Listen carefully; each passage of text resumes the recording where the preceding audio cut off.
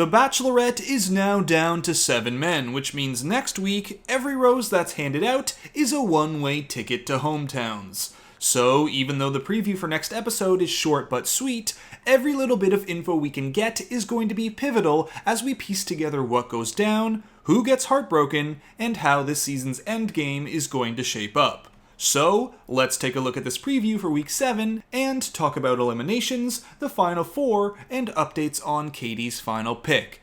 And as always, please no posting blatant spoilers in the comment section below unless it's something that's sleuthed out in the previews. And if you want to watch the full preview without interruption, there's a link to that in the description. Oh my god! I think that I found the love of my life. I'd rather have my heart broken 100 times over than break somebody's heart. Alright, so immediately we're getting a shot that, if you've been following the channel a lot, you should recognize. Katie and Greg here making out in the rain. Now this footage was the basis of a fun little ending theory I floated based on Breakfast at Tiffany's, which speculated on a way in which all of the Greg breakup footage we've gotten from the season previews could still end up in Katie and Greg getting back together at the end of the season. But, as I said in the video, I didn't think this theory was likely to actually happen, and now that we've seen this footage prepped for next week, yeah, it's donezo. Still really fun to talk about, however, and hey, we can now move on to other cinematic connections found in the Bachelor franchise,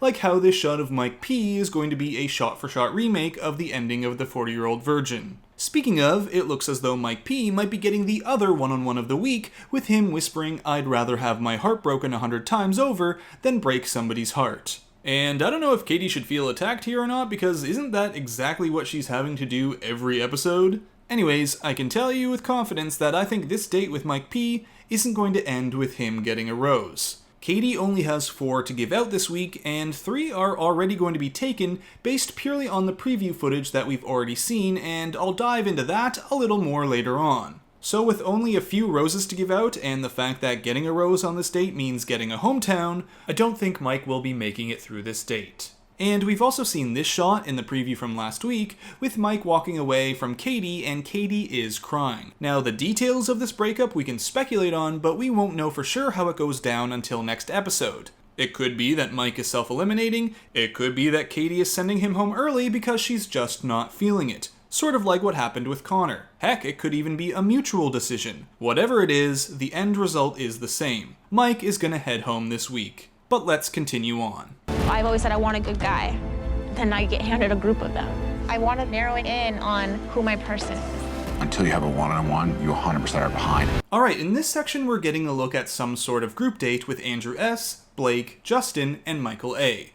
They also cut to Mike P as if he might be on this date as well, but I think this is a fake out. More likely this shot of Mike is from a one-on-one and spliced together with this group date to make it seem like they're all walking towards the same destination for some reason. Either that, or the format for next week's date is so abnormal there's no way to predict it. We're going to be throwing around a few scenarios based on how they've done this week before hometowns in seasons past, but like I said before, the details of what go down could be a few things. The end result, however, doesn't look to be changing. Like, for example, you might notice in this shot here that Brendan is missing. We know why Greg and Mike P aren't amongst this group, but shouldn't Brendan be there? Well, one possibility is there are actually 3 one-on-ones next week. We've seen it before, like in Hannah Brown's season where Jed, Tyler, and Mike all got single dates in the episode before hometowns. My gut, however, tells me that that's not the case, and that actually, in this shot, Brendan has already been sent home. But we're going to talk about that as more preview footage comes. There's also a shot of Greg and Katie on their Seattle date. I talked about this in the initial season preview. To sum up, what I said there was you can see in the background a gum wall. And there's a place called the Market Theater Gum Wall in Seattle that's a tourist attraction and people often take wedding photos there. Seattle is also where Katie is from, so it looks like this is going to be a slice of Katie's life kinda date. Oh, and before we move on, check out this segment and listen to what Katie's saying. I've always said I want a good guy. Then I get handed a group of them. Notice that Katie's in her same attire that she's wearing on her date here with Mike P. And here, in this shot, she's all teary-eyed. Looks like this might be from an interview right after things end with Mike. But let's continue on. I want to put so much into this and it'll all be for naught. I'm falling for you. I really am. No one can love you like I can.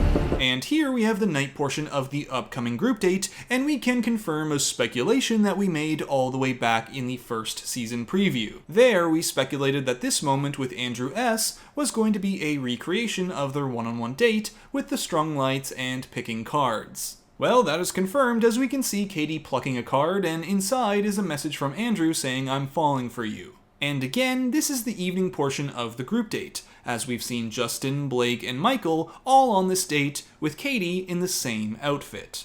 Now, sometimes with this group date right before hometowns, they have multiple roses to hand out on the date, and no rose ceremony at the end of the episode. Say, just for argument's sake, that Greg and Mike P get one-on-ones, and Brendan is sent home sometime in between. Greg gets a rose on his one-on-one, Mike doesn't. Sometimes at this point they will then have Katie hand out the remaining roses over the course of the final group date. I do not, however, believe that that's going to happen this time. I think at best, one rose gets handed out on this group date, maybe none, as sometimes the lead will say, "With hometowns right around the corner, I need more time to think." And that is actually what happened the episode before hometowns last Bachelorette season with Tayshia. This rose holds so much meaning. It's a rose into meeting your guys' families. So with that, I'm going to wait to the rose ceremony to give this rose out. I think that Katie will have a group date rose to hand out next week, which she will, or at worst pull the same line as Tayshia and hold on to it until the final rose ceremony. So, moving on. At this point, each rose I give out means hometowns. I'm desperate. My back's against the wall. I told her I'm not in love with her. This is so hard. Alright, there are a couple of things to talk about in this section. Primarily, Blake telling Katie he's not in love with her, and Brendan shooting his last shot in an effort to make any kind of ground with Katie over these other men. Now, in my opinion, the Blake stuff is not going to be a thing, and if it is, it's not going to last long. We know for a fact that Blake gets a hometown. We saw in last week's preview breakdown that his sister shows up. Plus, you know, his edit last week should tell you he's not going anywhere anytime soon. The context is going to be everything here, but this is either one, a very typical storyline we see in this franchise, the "I don't know if I'm ready to say I love you" storyline that always seems to poke its head out around hometowns, or two, this was thrown in here to make Blake look like less of a frontrunner, and in reality the context won't be as bad as it seems. The other important part of this segment is here with Brendan. Last preview breakdown we saw this shot with a man in a grey sweater showing up to Katie's door, and we cross-referenced to that with this shot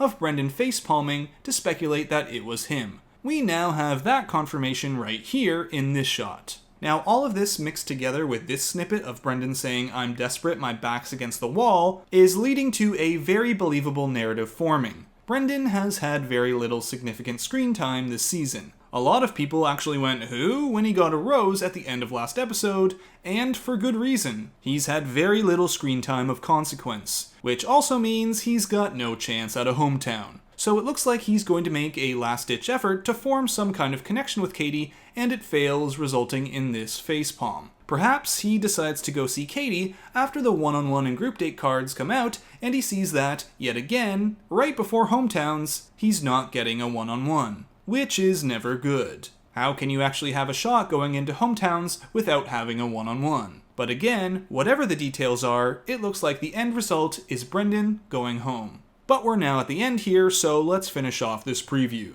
There's this possibility of sending home the wrong person. I'm losing it. The one thing that's keeping me going is the hope, Andrew, that this is all worth it in the end.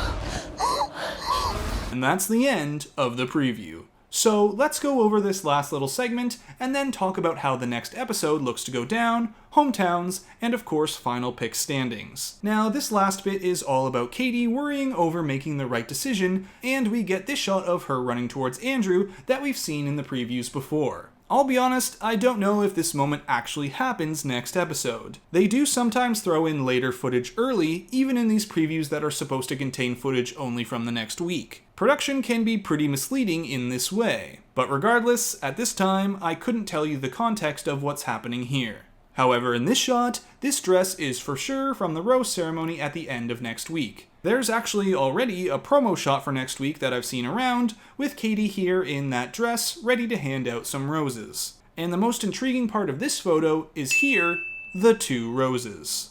meaning that whatever goes down with the group dates and the one-on-ones, 2 roses are given out then, and 2 roses are left for the rose ceremony, which tells us a lot about how the week is going to go down. So let's go through it, starting with the easiest to pin down, Greg. He's going to get a one-on-one, and he's going to get a rose. We have a whole saga ahead of us with Greg still to get to. He's headed to hometowns. Then, at some point, the group date card comes out, and maybe Brendan finds out that he's on yet another group date and not getting a one-on-one. So he goes to see Katie, and he's sent home. Again, the details might not be exact, but the end result is that Brendan's going to go home. Hardly a stretch considering how little screen time he's had, not to mention he'd have to get a rose over someone like Justin, Blake, Andrew S., or Michael in order to continue on. Mike P is next, and as we discussed before, I think he's headed home on that one-on-one, which means 5 men are left. Greg with a rose, then Michael A, Justin, Blake, and Andrew S. This group date then goes down, and 1 rose is handed out, leaving 2 roses at the rose ceremony here. And, because we do have to explore this possibility, if this shot was taken after Katie had already handed out 1 rose, and there are 3 roses at this ceremony, it's easily explained as it would just mean that Katie simply gave no rose out during the group date. So, who is going to get those last 3 roses? Well, we know Blake gets one for sure, we've seen his sister arrive for a hometown, and we've also yet to see this date with him and Katie. He's confirmed. We can also confirm Justin, as we've yet to see this one-on-one date from the previews with the 2 of them in a carriage. So Justin is getting a hometown, leaving 1 rose left for either Michael A or Andrew S. And side note, I'm not saying the final rose at the rose ceremony is going to come down to these 2, just that my process of elimination ends with them. So, everything here is going to come down to whether or not this happens next week. The footage from the previews where Katie, in her breakup baby blue, sits down with Michael and it looks like Michael self-eliminates. They've set this up with shots of Michael missing his son and his son saying maybe daddy don't want to see me. My son's the thing I love most. I miss you like crazy, buddy. Maybe daddy don't want to see me. Yeah, brutal. Now you might be wondering, is it possible that this actually doesn't happen next week, which would then mean that Michael must get a rose and Andrew S is gone? I'm thinking no. With Andrew S, there's still some footage of him that we've yet to see. Now again, the details of the week could go way off, but I can say with absolute certainty that Greg, Justin, and Blake get roses, and it looks like Andrew S as well. So, to finish off, has anything changed in my opinion for after that, when it comes down to the final 4, final 3, final 2, and final 1? The short answer is, yeah, a little bit. Justin, to me, still feels like the odd one out, and probably the number 4. Greg, again, has that messy breakup business we've talked about before, makes it appear as though he's final 2 at best. But then, there's Blake. And at this point, I think it's just become too much for me. He's now gotta be the frontrunner. The edit he got last week was too stellar, they never show him in any drama, at least up to this point, and it's undeniable that Katie is into him. The only thing that gives me pause, apart from the fact that typically contestants who come back onto the show don't win, is that Blake is all over the previews now. And when that happens, there's always that little part of my brain going, is this too good to be true? In which case, if it is too good to be true and it's not Blake, or it's not Greg or Justin, wouldn't it have to then be Andrew? I don't know. Frankly, as the weeks go on and the previews don't give us all that much of Andrew, I'm starting to believe that less and less. So, at this point, there's no reason for me to believe that Blake is not the frontrunner, at least until they give me one. So there you have it, Blake is shifting up to my number 1. And that's it for the preview breakdown for week 7. Be sure to let me know your thoughts on how things go down, and if I missed anything in the comment section below. And if you enjoyed the video, make sure to give it a like and subscribe. Hometowns are right around the corner, and next week is looking to get very serious, so until then, Bachelor Fantake out. This is so hard. There's this possibility of sending home the wrong person. At this point, each rose I give out means hometowns.